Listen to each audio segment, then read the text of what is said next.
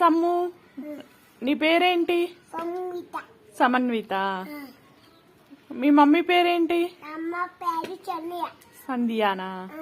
మీ daddy పేరు? నా daddy పేరు సాంబ. సాంబా. ఈ అక్క పేరు?